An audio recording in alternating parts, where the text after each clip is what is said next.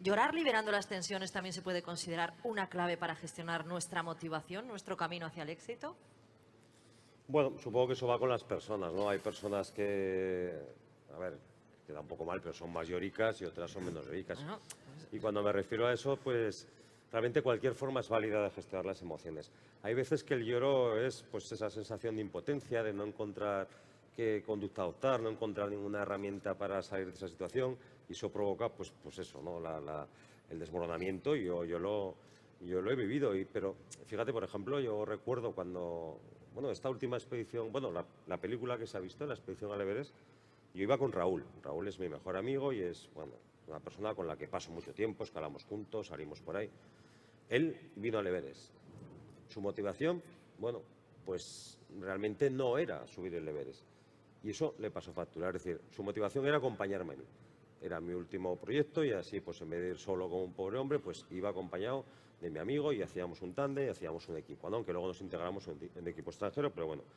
En el campo 2 saltaron las alarmas, es decir, cuando empieza la hora de la verdad, cuando ya empieza el esfuerzo máximo, cuando ya se ve la muerte cerca, Raúl se derrumbó y lloraba. Yo intentaba encontrar palabras de consuelo y de recuperar su motivación.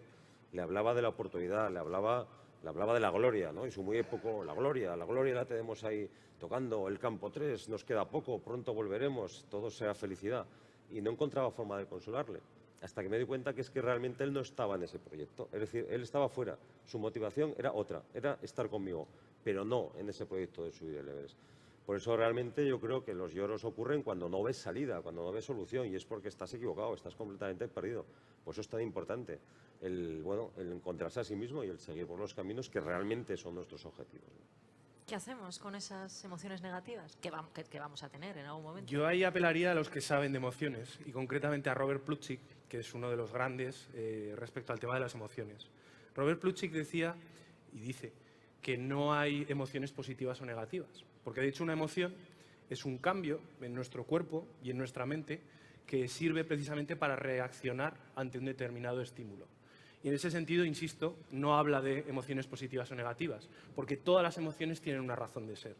La tristeza, lo que traducida al final pues en lágrimas, ¿no?, que es esa reacción física, tiene el objetivo de ayudar precisamente a superar un determinado miedo, un determinado problema, a superarlo y a volver a un estado de calma y de relajación. La alegría pues, nos genera ese estado de calma y relajación. El miedo, el famoso corre o vuela, ¿no? O lucha o vuela, mejor dicho. Es decir, todas las reacciones, todas las emociones tienen una razón de ser y por tanto no podemos hablar de emociones positivas o negativas. Es más, hoy en día, a nivel de venta, el miedo es una emoción que se utiliza ampliamente para generar necesidades, para intensificar necesidades que podemos tener ahí escondidas. Sí, lo vemos en las empresas de seguridad, por ejemplo, ¿no? Te vas de veraneo, pero eso lo aprovechan los otros para entrar en tu casa, ¿no? Pues claro, eso genera... Bueno, ¿y qué me dices del cartel típico del garaje? Se están detectando robos en el garaje. Yo creo que es un tío que los pone, o sea, yo no me lo creo. Eso no puede ser, ¿no? Asentía, Sara. Sí, asiento y citar aquí al mayor experto de las emociones, que es un psicólogo que tiene 90 años y vive en Nueva York, se llama Paul Ekman, y él ya hacía un catálogo de las 6 emociones básicas. Y como bien decía Daniel, las emociones nacen para nuestro instinto de supervivencia. La aversión a un determinado producto que nosotros probamos viene porque nuestro organismo no va a asimilar bien ese alimento.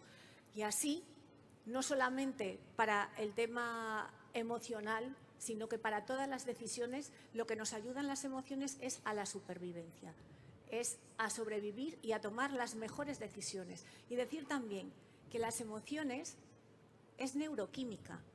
Hoy en día, una emoción se puede aislar y se puede tocar.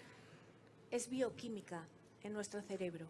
Me parece ciencia ficción eso, ¿eh? Casi, es que si entramos en ese mundo es maravilloso. Por eso se hacen tantos avances en ese campo, porque estamos hablando de neurotransmisores, de conexiones de bioelectricidad y lo que estamos hablando es realmente de química. Parece que las emociones son algo intangible. Hoy se pueden aislar y ver al microscopio. Las emociones se pueden tocar. Qué Y barbaridad. además decir que en cada individuo, como bien decían mis compañeros, las emociones son diferentes, porque depende cómo nuestro cerebro funciona, qué componentes de neurotransmisores y qué componentes bioquímicos tiene, porque en algunas personas nos acelera o nos produce una determinada carga de adrenalina que nos da energía y a otra persona le puede generar cortisol o le puede generar otra sustancia que nos hace el efecto contrario. Entonces la clave está en gestionarlas. En bien, gestionar, aprender a gestionar las emociones. las propias y las ajenas. ¿no? Exactamente, así es, Laura.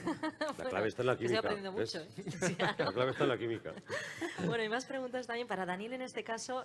Nos preguntan los héroes que han diseñado contigo estrategias. Dice, ¿qué es lo que te han comentado, lo que más te ha llamado la atención?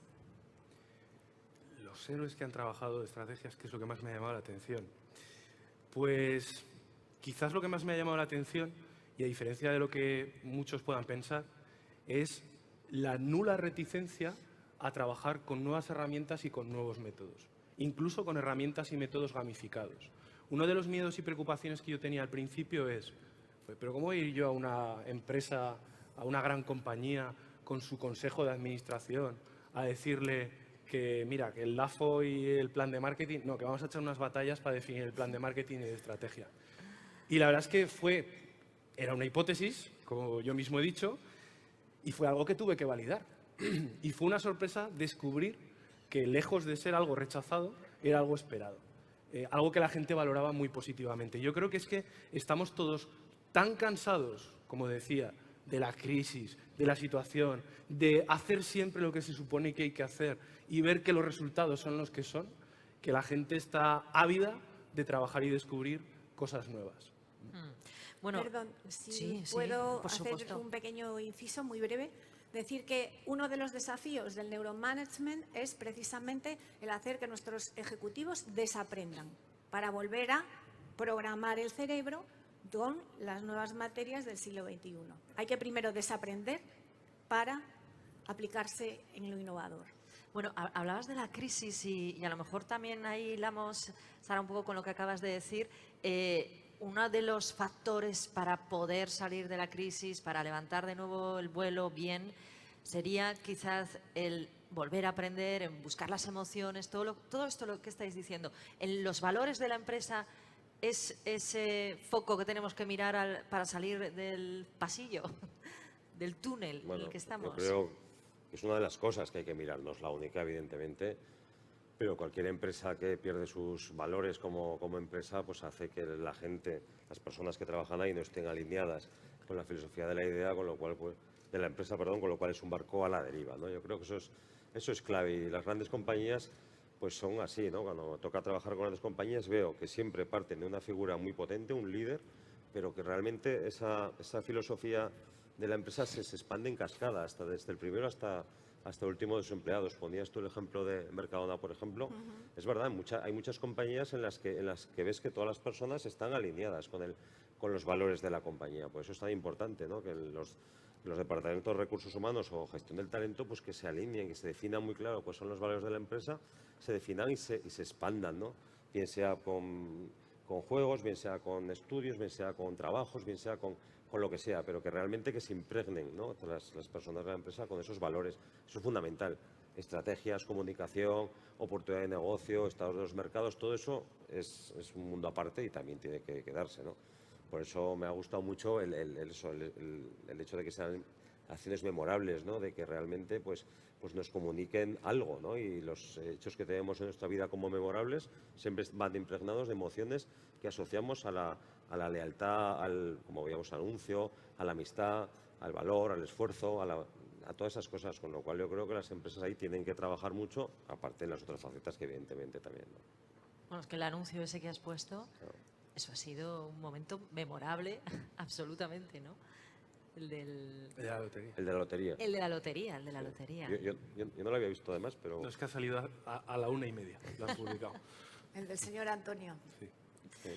Bueno, nos preguntan para Carlos, en momentos críticos, Carlos, vitales, con riesgo para tu vida, ¿has pensado en abandonar? ¿En qué pensabas en esos momentos? Bueno, momentos críticos para mi vida, la verdad es que he tenido demasiados, ¿no? Mi madre diría que habéis conocido todos vosotros hoy, pues diría que son demasiados y son demasiados, ¿no? Hay momentos críticos como el del Canchenjunga, donde estoy perdido, estoy solo, estoy a más de 8.000 metros, se me da ya por muerto. Realmente todo va mal, ¿no? Todo va mal y poco peor puede ir, ¿no? Entonces, en los momentos críticos yo la verdad es que siempre he salido, yo creo que poniendo un poco en práctica mi pensamiento científico, es decir, concentrándome en lo importante, en lo inmediato y no dejándome llevar, aunque parezca un poco curioso, en ese momento aparcar momentáneamente las emociones. Es decir, cuando estás en una situación límite como la que tienes cerca de la muerte, la verdad es que tienes dos caminos: el poderte a quejarte porque ya te vas de este mundo y ponerte a llorar, o analizar la situación y decir, bueno, ¿qué es lo siguiente, lo inmediato, el minuto 1 que puedo hacer? Tengo muy pocas posibilidades, como yo tenía muy pocas en el Canchen, ninguna. Pero bueno, ¿qué me voy a preocupar de pasar esta noche? Si mañana sigo vivo, ya me preocuparé mañana. Ir paso a paso, bit a bit, ¿no? Haciendo ese camino que al final, ante un gran problema, pues el tomar decisiones que impliquen periodos de tiempo cortos y acciones puntuales son convenientes para no perder el horizonte. Es decir, como cuando voy a una gran montaña, ¿no? Que te pones al pie del K2, 4 kilómetros para arriba de pirámide, 8 de anchura o 12, pues claro, es como voy a subir ahí arriba, ¿no? Si ya estoy asfixiado aquí a 5.000 metros. Pues bueno, poco a poco. Primero me preocupo del 1. Cuando tenga el 1, ya me preocuparé del 2. Es más, no quiero ni saber el tiempo que hace por arriba. Realmente en las situaciones difíciles lo que hay que hacer es concentrarse en lo importante, identificar lo importante y seccionarlo. Y decir, bueno, vamos a atajar este problema ahora. Y cuando esto está arreglado, ya me preocuparé. Hay un dicho nepalí bastante curioso, ¿sí?, que dice así más o menos, ¿no? Que dice: si algo tiene solución, ¿por qué te preocupa? Y si no la tiene, ¿por qué te preocupa? Es cierto. Iba a preguntar si se podía extrapolar esto a una situación de crisis en una empresa. Claro. Sara. Sí, evidentemente es así. La situación de crisis, algunas crisis se pueden ver venir y tenemos que programar para prever esa situación, pero otras aparecen de improviso y siempre hay que tener un plan de acción donde tenemos unas acciones que cometer que son un orden de prioridades. Cada uno de los miembros de ese gabinete de crisis ordenarán cuáles son las funciones de cada cual para que en ese momento que nosotros no contamos, que es de imprevisto, lo que podamos hacer es que nuestra reputación se mantenga en lo alto y salga reforzada. Hay que darle la vuelta, como si dijésemos, al calcetín y hacer de lo negativo un momento positivo.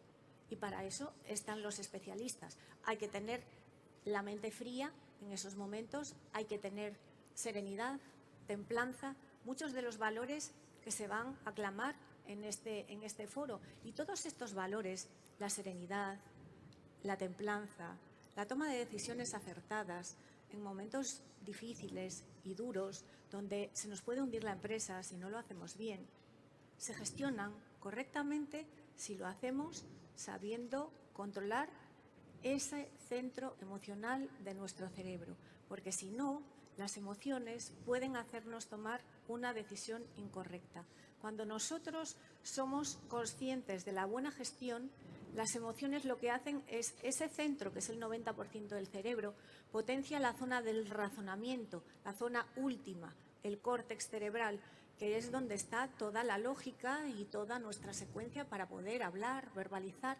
Y en ese momento, si nuestra potencia emocional está a favor para alumbrar, para iluminar, para dar todo el potencial a esa racionalidad, tomaremos las decisiones certeras. Si no es así, nos podemos ver presos, podemos, si sale el portavoz a hablar, que se le ve tembloroso, miradas por el rabillo del ojo al otro, tal como hemos visto recientemente. Hablas del ébola, ¿no? Efectivamente, yo no quería repetirlo, pero ahí está, en la mente de todos, porque nos ha tocado muy adentro. Claro. Ha sido algo que, como decía Daniel, se recurre a ello, el miedo.